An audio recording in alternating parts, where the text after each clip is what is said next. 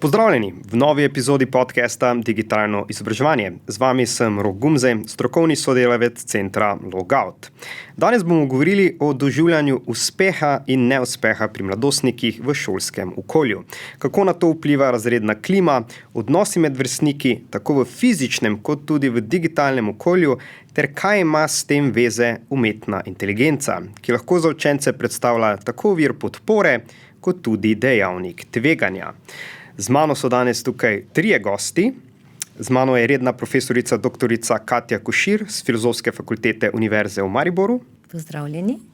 Z mano je Patrik Senica, magisterij psihologije iz Nacionalnega inštituta za javno zdravje. Zdravo. In pa Eva Pečnik, študentka psihologije na Filozofski fakulteti Univerze v Ljubljani. Lepo pozdravljeni. Pozdravljeni, tri goste imamo, tema je tudi kar obširna, pa bomo mogoče začeli nekje drugje, namreč pri drugem mediju, pri eni knjigi. 2 leti nazaj je išla torej knjiga Jonathana Haidta Tesnobna generacija, kjer veliko argumentov prihaja v to, da je današnja generacija mladih veliko bolj tesnobna, da ima veliko več torej, poročanja anksioznosti, samopoškodb, različnih tudi samomorilnih misli pogosto. A so danes mladi res bolj tesnobni kot njihovi vrstniki v preteklosti? Mogoče tudi kateri dejavniki na to vplivajo, pa mogoče vprašanje za vas, Patrik. Zdaj, če bi čist na hitro odgovoril, bi lahko rekli z eno besedo, da so mladi danes bolj podvrženi nekim doživljanjem vsaj tesnobe oziroma anksioznosti. Na to tudi nakazujejo v bistvu znanstvene raziskave, pa ne samo za anksioznost, ampak tudi za druge vidike duševnega zdravja, naprimer depresivnost, tudi samomorilnost, pa potem motnje hranjenja. Vse to nekako je na porastu, oziroma lahko bi rekli s preprostimi besedami, da se duševno zdravje mladih nekako slabša, da je na nekem upadu. To v bistvu ugotavljamo tudi na NIJZ-ju v sklopu programa To sem jaz, govorimo o največji spletni svetovalnici za mladostnike, kjer smo prav tako ugotovili, da je v zadnjih letih prišlo do porasta ravno pri teh najtežjih tematikah, se pravi anksioznost, depresivnost, samomorilnost. Zdaj, o dejavnikih, zakaj je temu tako, bi pa lahko seveda debatirali. Zdaj, eden izmed njih je gotovo ta, da se je način življenja v zadnjih letih zelo spremenil. Zdaj, tukaj mislim tempo življenja. Temu sicer niso podvrženi samo mladostniki, se tudi odrasli smo postali podvrženi temu, pa potem te različne spremembe, od dostopa interneta v naše življenje, pa potem porast uporabe socialnih omrežij, pa potem seveda tudi zahteve in pa pričakovanja družbe, pa konec koncev tudi staršev. Vse to so lahko neki dejavniki, ki potem vplivajo na neka poslabšanja duševnega zdravja mladih. Torej, med dejavniki je tudi neko ta mogoče pričakovanje bilo omenjeno družbe, ki je lahko tudi vezano pogostokrat na neke uspehe, neuspehe v nekem šolskem okolju. Pa bomo mogoče malo danes to tudi pogledali, to uspešnost v šolskem okolju. Kdaj lahko, na primer, rečemo, da je učenec v šoli uspešen, kako neki dejavniki vplivajo na neko šolsko uspešnost, pa mogoče vprašanje za vas, doktor Katja. Zdaj v ožjem smislu pogosto nekako prevlada ta zaznava, da si uspešen, če imaš dobre ocene, če ti gre. Ampak to se meni zdi zelo nevarno poenostavljanje tega, kaj pravzaprav pomeni biti uspešen. V širšem smislu pomeni biti uspešen tudi to, da zmoreš shajati z neuspehi, da se zmoreš pobrati, kadar ti ne gre najboljše, da zmoreš ozavestiti lastno perspektivo, pa razumeti perspektivo nekoga drugega, da znaš reševati konflikte, da znaš shajati z nekimi različnimi mnenji, prepričanji. Skratka, ena cela paleta nekih izidov, ki še zdaleč niso samo torej zbrani v neki številčni vrednosti. To se meni zdi zelo nevarno, tako poenostavljeno dojemanje učne uspešnosti kot tega, da imaš dobre ocene, ker vodi v to, da enostavno mladim šola da en občutek, da pač si vreden toliko kot si uspešen.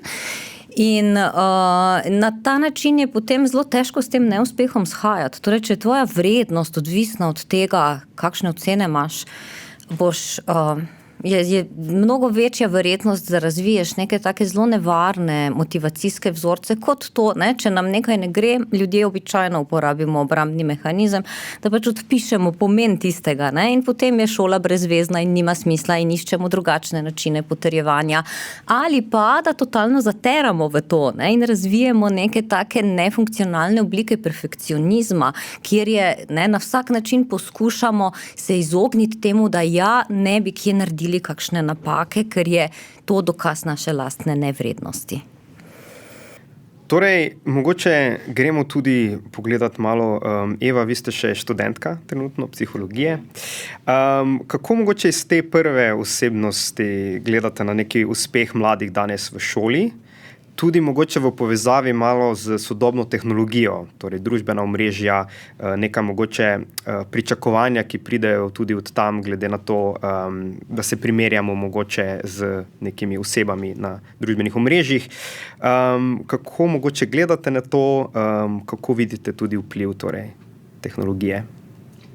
Ja, če se malo navežem na gospo pred mano, je pač uspeh veliko več kot samo ta neka ocena. Zdaj, če govorimo zgolj o sami oceni, pač če se obrnem nase, sem mogla veliko narediti zaradi tega, da sem lahko prišla na študij, tako da ocene so bile pomembne, ampak recimo se mi zdi, da ta učni uspeh, ta številka, recimo za nekoga je uspeh samo da naredi nek predmet ali pa da naredi v bistvu razred. Za nekoga drugega je uspeh to, da ima odlične ocene. Tako da tukaj bi pač lahko res veliko govorila, kaj je za nekoga uspeh. Za nekoga je uspeh tudi samo to, da naredi nek napredek. Ampak pač na koncu, če gledamo pa na dolgoročno, kako recimo, če imaš ti v prihodnosti nek namen na nek visok študij, pa seveda pač so pomembne te ocene. Zdaj, kar se pa tiče same tehnologije, bi pa rekla, da pač sploh s tem pojavom teh vplivnic pride do ogromno nekega tega primerjanja, seveda. In se mi zdi, ta družba danes usmerjena na to, da pač si vreden samo, če imaš nek uspeh, če dobivaš neke dosežke, in se mi zdi, da glede tega pač mladi veliko stremijo k tem vplivnicam in seveda oni tam prikažejo samo najboljše te uspehe, te dosežke, in se mi zdi, da je težko se izvzeti iz tega konteksta, ki si mu priča vsak dan, ko pravzaprav se primerjaš z njimi, ker so pač vsak dan na tvojem telefonu. To tudi velikokrat, torej v internetni kulturi se mislim, da ta grind, ne mindset, ta miselnost, da moraš vsak dan, produktivnost je zelo visoka vrednotena, tudi to uspešnost in tako dalje. Mogoče vprašanje za vas, Patrik.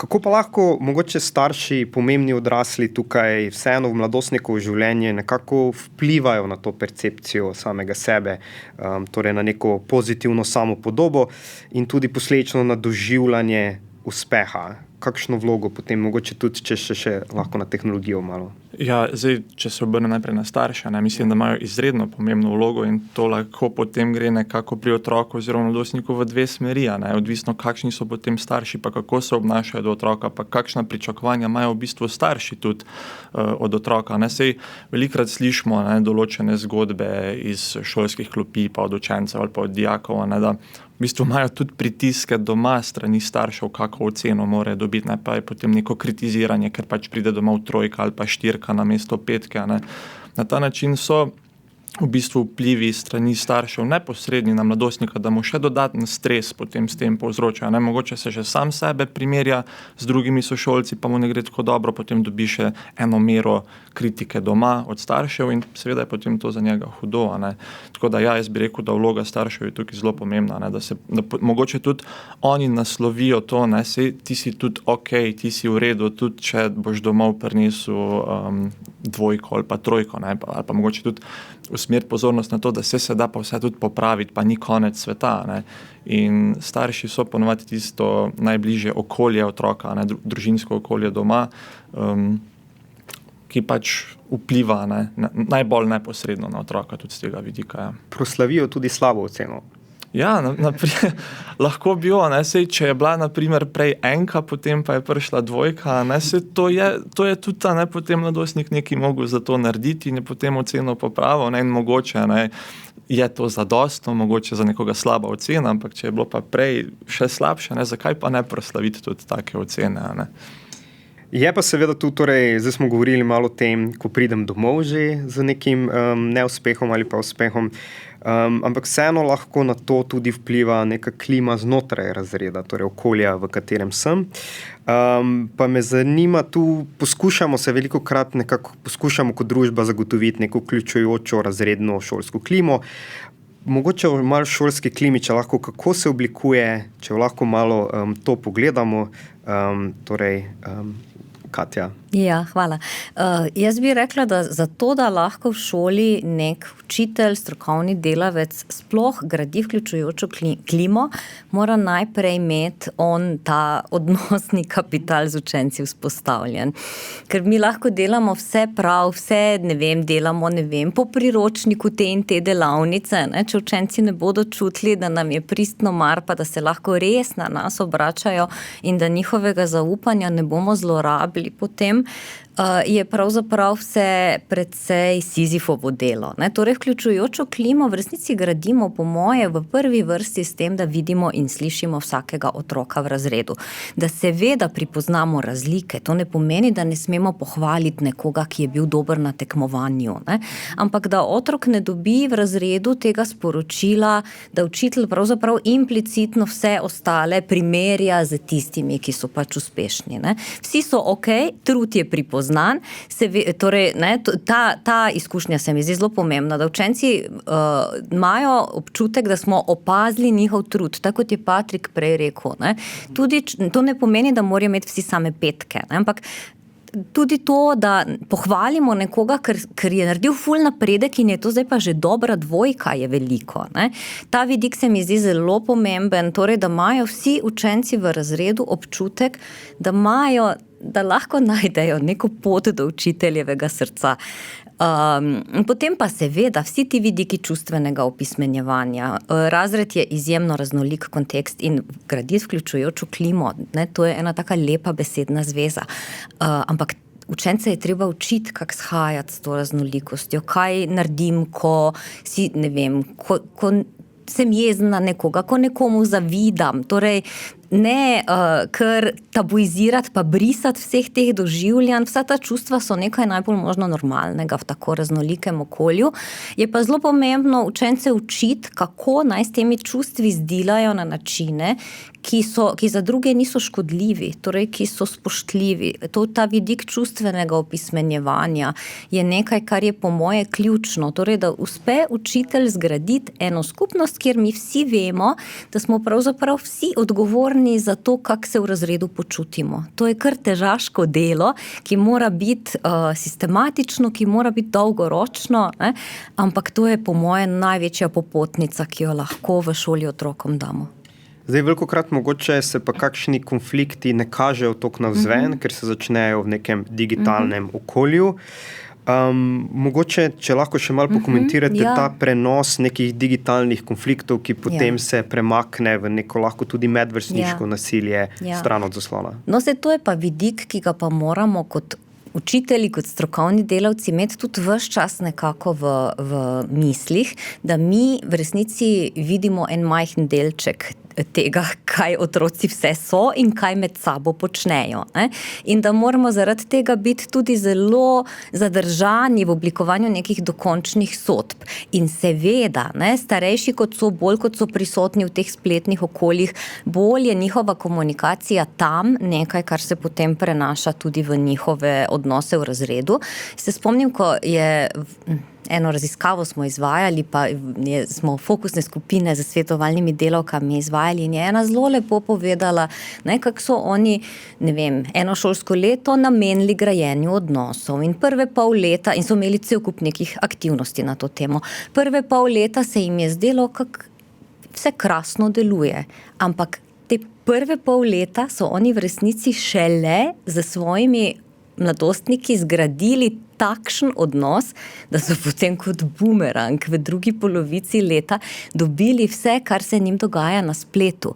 Zdaj, če oni tega odnosa ne bi zgradili, ne bi vedeli za vse to in zadeva bi kot še večji bumerang prišla nazaj. Ne? Tako da jaz sem prepričana, da s tem, da mi v živo gradimo neke odnose, ki dajejo, pa vzpostavljamo neke kanale, kjer imajo mladi občutek, da nam lahko zaupajo, in to je stvar, ki je zelo postopna, ker oni najprej testirajo. Oni ne bojo zaupali samo zato, ker mi rečemo, lahko mi zaupate. Ne? In potem postopno dobimo od njih vse več in na ta način lahko preprečujemo tudi neke hude eskalacije, ki se v spletnem okolju dogajajo.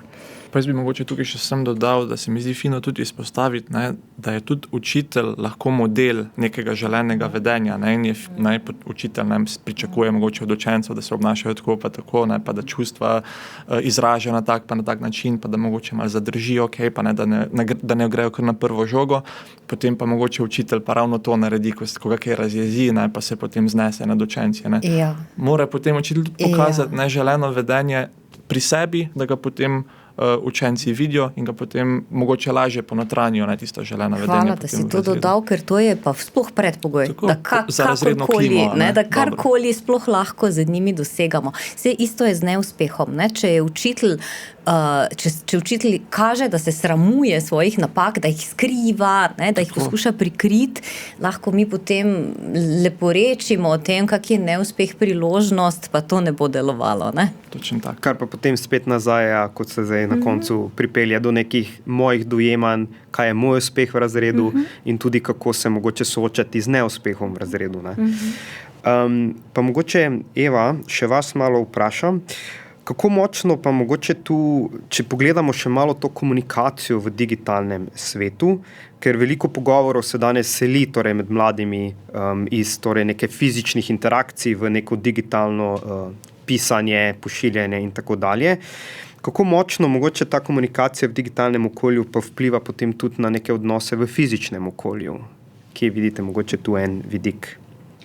Ja, jaz moram reči, da sem zelo hvaležna, da imam veliko pozitivnih izkušenj s to komunikacijo na spletu, oziroma na sporočilih z mojimi kolegi in tudi s prejšnjimi sošolci. Se mi zdi, da je zelo pomemben ta vidik, da recimo tudi kot smo doma, da si lahko veliko pomagamo, recimo nekdo rabi nekaj za nalogo ali pa neke strani iz učbenika in se mi zdi ta vidik sporazumevanja preko teh socialnih omrežij zelo pomemben, ker si lahko na ta način pomagamo.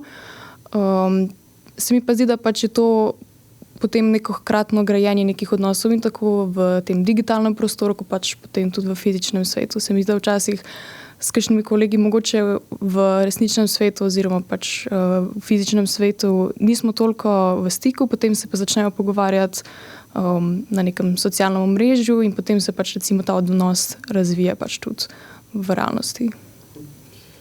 Pri tem komunikaciji na spletu se mi zdi, da danes mladi tudi zelo hitro pridejo do komunikacije, ki ni več od osebe do osebe, ampak je tudi komunikacija torej z nekimi pogovornimi roboti.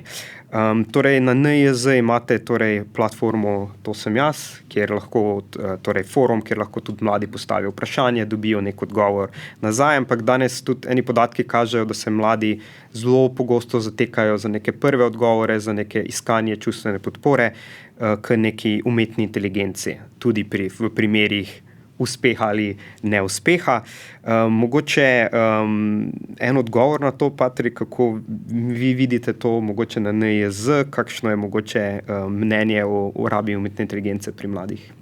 Ja, zdaj, kako je naše mnenje? Ja, vemo in se zavedamo, da se je to začelo dogajati, ne, to nam tudi poročajo kolegi z terena, se tudi na spletu, na raznih spletnih straneh se o tem že zelo veliko govori, tudi sami mladostniki, pa tudi odrasli v bistvu, ne, poročajo o tem, da ker mogoče, ne vem, psihološka prva tista podpora in pomoč ni dostopna, ne, čakalne dobe so dolge, zasebna psihoterapija je draga, je seveda bolj enostavno dobiti neko instant rešitev takoj na spletu strani, ne vem, naprimer ChatGPT ali pa kjerkoli druga orodja umetne inteligence. In ja, tukaj pride potem seveda zelo veliko nevarnosti zraven, ki se jih mogoče mladi ne zavedajo. Zdaj specifično, če govorimo o ChatGPT-ju, je znano, da je še vedno do neke mere tak laskač, ki bo mladostnika oziroma uporabnika podpiral konstantno, bo vedno na njegovi strani, ga validiral, kljub temu, da včasih bi pa rabo kakšno konfrontacijo mogoče ali pa postavitev nekega zrcala pred sabo, mogoče pa ti tole ne delaš najboljše. Ampak ja, meni se zdi, da gremo v to smer, da se razvijajo v čedalje večji meri neki parasocialni odnosi z umetno inteligenco. Ne. Zdaj, prej je bilo to mogoče s kakšnim slavnim igralcem ali pa pevcem, ne, smo prišli v stik in smo bili čist navdušeni nad njim in smo že vzpostavili nek stik, ampak ti ljudje se niso mogli odzivati potem na te želje ali pa čustva mladostnikov. Ne. Zdaj imamo pa umetno inteligenco, ki pa se pogovarja s tabo in je vedno tam zraven tebe, ne, in ti ponuja neko pomoč in ja, se potem tudi zato mogoče mladi zdaj še bolj premikajo na splet. Ne. Prej so vsaj bili v interakciji s sošolci, kljub temu, da to tipkanje ni enako kot komunikacija v živo. Ne, tudi zdaj, kot vidimo, ne, mladi zelo težko, na primer, opravljajo telefonske klice, ne, za razgovor na službo, ne, ko jih kdo pokliče, se enostavno ne javijo na telefon ali pa poklicati zdravnika je ful problem. Ne, ker so pač vajeni te spletne komunikacije. Ne, da zdaj umetna inteligenca bo to sam še v neki meri podkrepila, ne, da bomo še mogoče bolj odtojeni. Katja, kje vi mogoče vidite v tem okolju, torej to stvar, ki je zdaj prišla, torej tudi v šolske neke šolske klime, v razredno neko okolje, torej umetna inteligenca, kjer lahko jaz odprem eno okno pogovorno in takoj dobim odziv, kadarkoli hočem, kolikorkoli ga hočem, ki tudi ni več nekaj samo, kar se odziva na mojo, ampak tudi samo začne iskati stik že tudi z mano. Zdaj, ta del vezan na iskanje pomoči in podpore v stiski, se mi zdi, da je Patrik zelo izčrpno pač problematiziral. Seveda pa vstopajo orodja umetne inteligence tudi v drugih funkcijah v šolo. Ne? In prva stvar se meni zdi tukaj, odrasli se moramo tega zavedati in se ne delati, kot da se ni nič spremenilo. Zato, ker s tem pravzaprav še poglabljamo to vrzel, ki lahko se itak že v obdobju mladostništva krepi med svetom mladostnikov in svetom odraslih, še bolj pravzaprav mladim dajemo občutek, da je šola nekaj, kar je brez veze, ker če jaz lahko domačo nalogo naredim s ChatGPT-jem, če lahko seminarsko nalogo, karkoli že pač predstavitev naredim s ChatGPT-jem, pa učiteljica tega ne opazi in ne problematizira, kakšno sporočilo je to o odraslih potem. Odrasli nimajo pojma. Ne?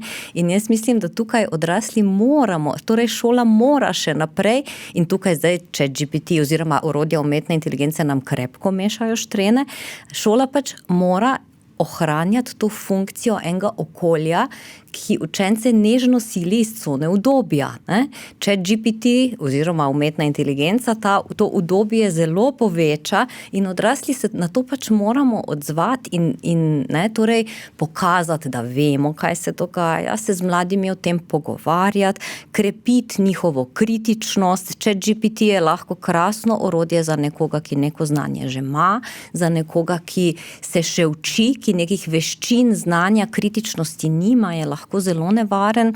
Skratka, pomembno je preprečevati bližnjice, torej uporabljati orodja umetne inteligence kot bližnjico za neke stvari, ki bi jih mladi morali, neko pot, ki bi jo morali sami prehoditi, hkrati pa jih tudi učiti neke smiselne rabe, ker jasno, to je orodje, ki pač je prisotno, ne bomo se delali, da ga ni, zelo lahko olajša marsikaj, ampak tako kot se učimo uporabe vsega živega, tako kot mladim ne damo, ostrih predmetov, orožja, vsega, kar, avta zavoziti, tako pravzaprav se je treba učiti tudi uporabe orodij umetne inteligence. In da je lahko tudi to eno orodje do uspeha. Tako, seveda, ampak ob tem, da jaz mislim, da določene poti pa morajo najprej sami prehoditi. Torej, te bližnjice je po moje zelo pomembno preprečevati. Da tudi doživijo to izkušnjo neuspeha in kako to predelati in kaj s tem in kako iti dalje. Pa neke stvari morajo sami, ponotranjiti, se jih naučiti, ne pa preprosto povzeti mnenje, ki ga je dal ChatGPT, ne da bi ga zares razumel.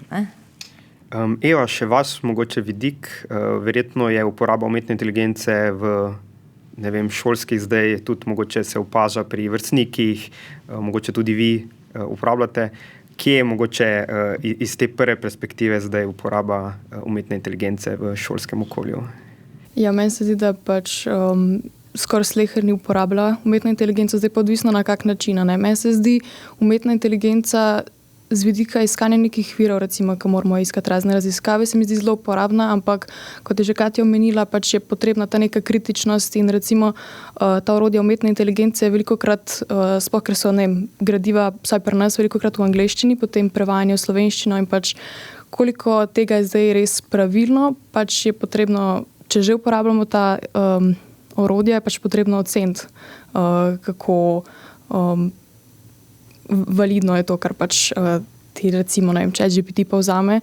Tako da se mi zdi, jaz ga uporabljam recimo, bom priznala, za iskanje raznih virov, pa tudi za kakšno povzemanje, tako recimo, da kaj skrajša ali pa prebesedi, pač je zelo uporabno. Ampak se mi pa zdi, da kakšni pa to res slepo uporabljajo v smislu, da članek daš v ChatGPT, naredi mi obnovo in potem niti ne preverijo tega nazaj. To se mi zdi pa zelo pač problematično in tudi razna mnenja, ki jih pač ChatGPT oblikuje. Se mi zdi, da je pač potrebno, da znamo presoditi in da pač tudi neko svoje mnenje damo noterno. A je kdaj mogoče ta občutek, da tudi vzame stran od enega občutka dosežka, uspeha, s tem, ko mogoče prevzame velik del neke naloge, kjer bi pa sam jaz, bi bilo dobro, da malo se potrudim, da malo s tem se borim malo s to nalogo, da grem malo v to frustracijo in tako dalje. Ja, se mi zdi, da je z tega vidika pač veliko manj časa porabimo s tem, ko porabimo recimo umetno inteligenco in se mi zdi, da lahko pa pride ta občutek, da tega res nisi sam naredil, in se mi zdi, da pač je potrebno, da moraš kdaj pač zavestno, zdaj pa tega ne bom uporabil umetne inteligence, sem potrudil to sam predelati in se mi zdi, da je na koncu to zadovoljstvo, ko naredimo neko nalogo, pač veliko večje, kot če bi to samo dal pač za narediti neki umetni inteligenci.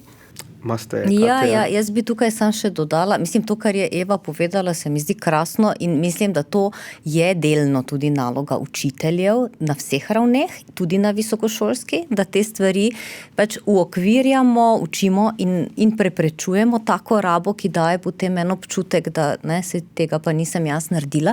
Ampak ja, ko se pogovarjamo o tem, kakšno orodje umetna inteligenca lahko je, meni je v resnici tako razvrednoteno, ko prebiram pač take in drugačne izdelke kot učiteljica, to so prazni izdelki. To so izdelki, kjer jaz ne slišim glasu študenta več, brez duše.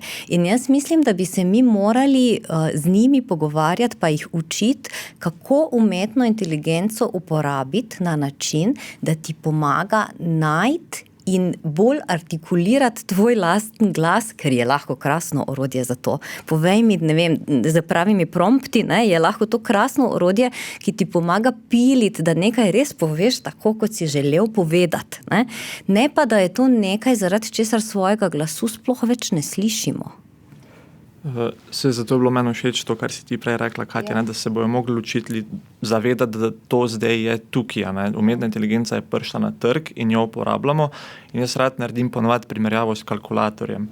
Ko je prišel kalkulator, so tudi učitelji nam govorili, a boš ti zmeraj imel kalkulator pri sebi v žepu, ne moreš uporabljati za vsako stvar kalkulatorja. Zdaj pa imamo res dejansko vsi kalkulator stalno pri sebi v žepu.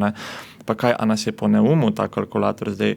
Ja, verjetno nas ni, ampak se je pa spremenila verjetno matematika v šolah, mogoče je postala težja, ker si lahko zdaj bolj kompleksne izračune začel kar naenkrat delati. In mogoče bi pa res mogli iti v to smer, da se tako šola ali pa univerzi tudi prilagodijo, predrugačiti, na kakšen način ocenjujemo znanje, pa da bomo lahko mogoče tudi kak izpit pa naredili s pomočjo ChatGPT-ja, ampak mogoče pa problematizirati, pa narediti primerjavo, kaj pa zdaj tukaj ni okej, kaj bi bilo pa mogoče boljše brez umetne inteligence, To je zdaj sama ideja, ampak ja, orodje je prišlo sem in je treba sprejeti, da je tukaj, in da verjetno bo v taki ali pa drugačni obliki tudi ostala. Ja, mogoče samo še to, ker je krasno si zdaj ta vidik izpostavil, Patrik, torej, če se delamo, da ga ni, da imajo v bistvu naši učenci, naši študenti občutek, da je ocenjevanje, da to, kako so oni prišli do dosežkov, nepravično. Torej, da ne gre več za to, koliko si se ti potrudil, koliko si vložil, ker kdorkoli lahko karkoli, bolj kot uspevaš najti neke bližnjice, bolj se ti to splača. Tako da, ja, odrasli pač moramo, sploh tisti, ki izobražujemo, enostavno pač je to zdaj za nas prisila, da moramo kar fejst prevrednotiti, kako poučujemo in kako preverjamo znanje. Ne? Če smem še jaz nekaj dodati, ker ste ravno omenili to nepravičnost, se mi zdi, da se včasih tudi potem pozna pri posameznikih, ki so uporabljali umetno inteligenco za neko recimo seminarsko nalogo ali pa nekdo, ki je sam naredil in potem vidi, da je ta posameznik, ki je uporabil umetno inteligenco, dobil veliko višjo oceno. Zdaj, kakšno sporočilo je to za nekoga, ki pa je to recimo seminarsko nalogo naredil sama. Ne? Tudi to, da se naslovi, pa tudi recimo prna že opozarjajo na to, da če se že uporablja umetna inteligenca, naj se jo tudi citira, ne recimo. Tako da eden izmed ukrepov, no, po moje. Pogledali smo zdaj kar nekaj dejavnikov, torej od nekega tesnobne generacije danes, kako lahko razredna klima vpliva na to. Govorili smo tudi o vlogi učitelja tu, tudi starše smo malo naslovili in pa potem smo še malo umetno inteligenco torej dali v pogovor. Mogoče en zadnji krog gremo narediti za en tak, radi končamo mogoče velikokrat s kakim malo bolj pozitivnim, iščemo malo zelene pašnike v teh temah, ki so pogostokrat lahko zelo problematizirane. Pa mogoče kakšen nasvet mladostnikom, staršem, učiteljem, kako bolje nasloviti mogoče neke neuspehe ali pa uspehe v današnjem šolskem okolju, tudi mogoče v povezavi z nekimi novimi tehnologijami. Ja, zdaj, to je kar kompleksno vprašanje. Ja, kako. Včasih mogoče poudariti to, da nobena stvar ni tako dokončna. Ne? Tudi če je mogoče v šoli kdaj kakšen neuspeh, poudariti to, da ni konec sveta, da se vsako stvar da slej ko prej rešiti. Sej govorimo o mladih, govorimo o otrocih, celo življenje je še pred njimi. In pač v redu, če doživimo kakšen neuspeh, je tudi to včasih ok, ker se pa iz tega tudi kaj naučimo. Tako da, če so neuspehi, včasih je ok, da so, dobimo malo bolj trdo kožo, včasih se jih pa tudi da zelo lepo rešiti. Tako da se mogoče ustaviti, zadihati, pa res premisliti, koliko je zdaj tole res težavno za mene, a je res taka kriza, ali se bo to s tekoma pa vseeno rešilo. Torej, kot tudi eno zaupanje, da kljub temu, da mogoče mojemu otroku ne uspe, to, da verjamem, da je to zgolj korak, da je to zgolj neki proces učenja in tako dalje. Tako. Na napakah se učimo in morajo tudi biti v življenju. Katja? Ja, to, kar si zdaj rekel, je, absolutno se strinjam, bi pa dodala, da v resnici danes se v splošnem v družbi že zelo zavedamo tega, neuspeh je priložnost, bla, bla, bla. Ne? Ja, je, ampak neuspeh je hkrati boleč in neuspehu se vsi raje izognemo, če to možnost imamo. In jaz mislim, da starši dostikrat govorijo že vse to, ne? Ampak en pomemben vidik tukaj je tudi, da včasih implicitno, torej govorim, sej, glavno, da se potrudiš, sej tudi, 4 je dobra ocena, ne? Ampak potem sem pa kot mama razočarana, pokažem, da sem razočarana, ne? Pa rečem, sej, jaz vem, da si ti sposoben, ne? V resnici starševstvo pomeni tudi eno tako učenje o sebi, torej, da znamo zares ozavestiti svoj odziv, da zares ozavestimo, kaj se v nas dogaja, ko, je otrok za naše pojme neuspešen, ker sam, če bomo ta odziv zares ozavestili, ga predelali, bomo potem lahko pristno sporočali to, kar naj bi sporočali. Jaz mislim, da za starše je zelo pomembno, to je težka naloga, ki dostikrat pač smo neuspešni v tem, ne? Ampak da je zelo pomembno, da znamo, pač problem starševstva je ta, da neuspehe in uspehe otrok pogosto dojemamo kot neke svoje lastne. Ne? In jasno je, da nas otrokova stiska ali pa otrokovi neuspehi bolijo. Jaz mislim, da moramo znati najprej sami opraviti s svojim odzivom. Ker če bomo s tem obremenjevali otroka, potem to vodi v take zgodbe, o katerih potem beremo v medijih. Mama teče v šolo in stvari rešuje in to je sporočilo, neuspeh ni ok, treba je rešiti, ker 3 ni v redu in to bomo zdaj zrihtali. Ne? Torej, napaka ni ok. Ne? Tako da še težje je. Ne? Ampak ni pa treba... Ne? Otroci res ne rabijo popolnih staršev. Pomembno je, da si kdaj tudi dovolimo opaziti, da tu se pa nismo v redu odzvali, pa pač prevzamemo odgovornost za to. Ne?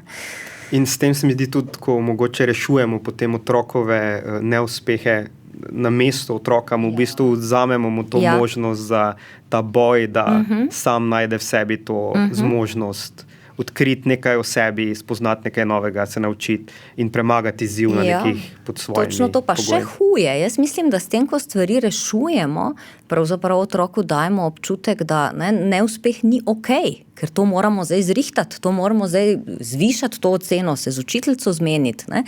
To je ravno to, nasprotno temu sporočilu, neuspeh je priložnost. Tako da ta odziv se meni zdi kar fejst problematičen. No. Super. Eva? Ja, meni se zdi tako, ker smo naslovili že na začetku, recimo, da uspeh ne pomeni nujno 5 ali pa 4, recimo, ne, da pač uspeh ni samo ta številka, ki jo ti dobiš na koncu nekega testa ali pa pač na koncu šolskega leta. In se mi zdi pomembno, da pač prepoznamo pa učencih tudi njihove te neka ta močna področja, recimo, ne, ker pač vemo, da ta šolski sistem ne leži vsem, ne, ampak pač neko, rečemo temu, nujno zlo, ampak recimo, da je tudi starši znajo prepoznavati neka močna področja svojih otrok in pač jih mogoče usmeriti in pač reči, ne vem, ok, pri matematiki ti toliko ne gre, glasba je tvoje področje, da se tam potrudi, boš tam razvijal, pa tudi učitelj konec koncev, se mi zdi sploh v osnovnih šolah, ker so pač učitelji skozi pač približno isti prisotni, se mi zdi, da lahko prepoznajo neka ta močna področja in pač probati spodbujati to pri učencu, da se ne osredotočajo samo na tista slaba in potem pač nekako učenca potiska dol zaradi teh njegovih nekih slabših ocen pri nekaterih predmetih. Super. Odlično. Jaz bi se na tej točki zahvalil vsem 3 govorcem. Zahvalil bi se tudi vsem poslušalcem, ki poslušajo naš podcast. Vsebino podcasta omogoča Ministrstvo za vzgojo in izobraževanje s pomočjo sredstev mehanizma Načrta za okrevanje in odpornost in Next Generation EU. Ne pozabite, dragi poslušalci, da je znanje moč, zato ga skupaj z nami množite in delite. Ostanite digitrajni, poslušajte nas še dalje, kjerkoli dobite svoje podcaste in se slišimo v naslednji epizodi podcasta Digitrajno izobraževanje. Hvala. Hvala. Veselje. Hvala. Adijo. Adijo.